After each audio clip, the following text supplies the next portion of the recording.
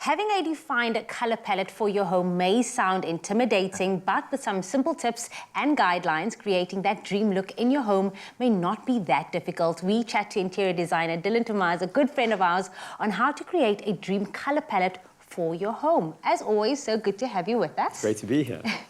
Dill, it's not just a colour, it's our emotion, it's how we feel, it's our personality. Totally. And it can be a little bit daunting, but I think this is a great time of the year for people to start exploring something new, introduce a new interior colour palette. So what is it, first of all? Talk us through it, and why is it so important?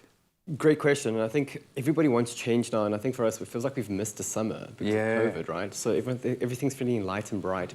But the reason for a colour palette choice, which I think is really important in the end, is it really sets the tone for your home in what furniture you choose, how you put it together, and how the synopsis just becomes a beautiful environment which you really want to feel good in. So it's really important to look at how the base colour of the walls, to the floors, to the texture of the fabric that you use comes together from a tactility point of view. So it's not just the paint on the walls, but it's the entire palette. I love that, yeah. Unfortunately, everyone doesn't have you as their best friend, but it does Like you do. like I do. You can DM, yeah, DMs are there. Does one need an interior designer to, choose a color palette for you and for your home? No, and I think that's the thing.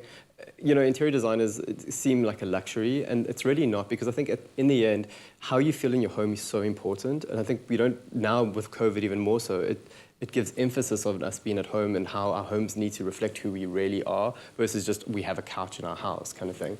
So I think choose tonal colors. So if you go in with a cream color palette, make sure that you have a good base and that everything that you add to it almost matches it. It's not too extreme. And then add your pop of color here and there just to make it feel and come alive. But I mean, if you wanted to go extreme and do something bold with like a big yellow wall, you could do that as well. 100%, how you feel. yes, totally. But I think the key thing with that is that would be like an accent color. It wouldn't be the primary color. Because I think if you feel happy today and you wanted yellow, that's great. But if you want something more calming like blue, you want to be able to change it as well, right? So you want to make sure that the color palette that you choose is neutral enough to support all the other colors that you want to add to the space. Versatile, yeah. That kind of feeds into what I wanted to ask, because it can be a bit intimidating and it can be a bit of a risk, like i.e. an accent wall in bright orange. Sure. For instance, you want to make sure that it's something that's going to stand the test of time. It's not just trend-driven, right, but it needs to kind of embody what you are comfortable with, and everyone is completely different. So what's the first step? Where do we start?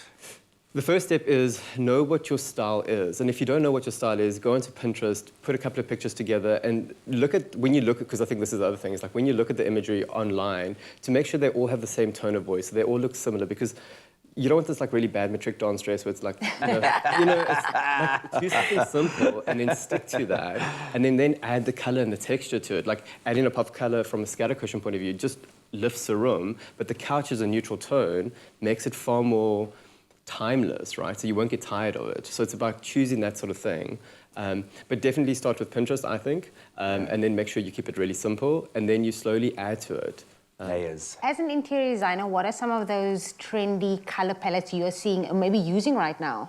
For me, right now, just jewel tones. So adding those like deep burgundies and deep emerald greens and deep blues and stuff like that. Those right now is a really great way to add a pop of color, which is timeless and also quite sophisticated, that it won't date and won't feel like you've over-invested in something.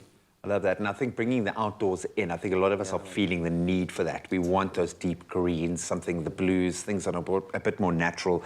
But that's not saying something like a dark grey is a perfect sounding pad to put a plant next to it and suddenly the green pops. Look at you, you sound... I'm learning, man. Wow. I'm learning. You can see I'm starting to build towards doing some major kind of changes in my own home, but I'm going to start there. I'm going to get onto Pinterest, have a look, see what resonates with me. Totally. And you must love it. Don't be trend-driven all the time. Totally. Make sure that you love it. You know what you like. Dylan, thank you so much, man. You're a legend. Thank and you. Our own private, interior designer does help. And of course, now that you know how to create a color palette and the dream look you want, all that is left is to go out and purchase your paint. Now, PLASCON, together we've got this.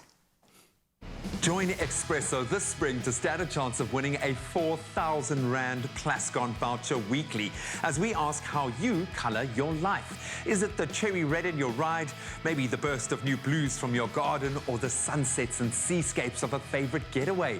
Well, answer our weekly social media question and find the terms and conditions on expressoshow.com.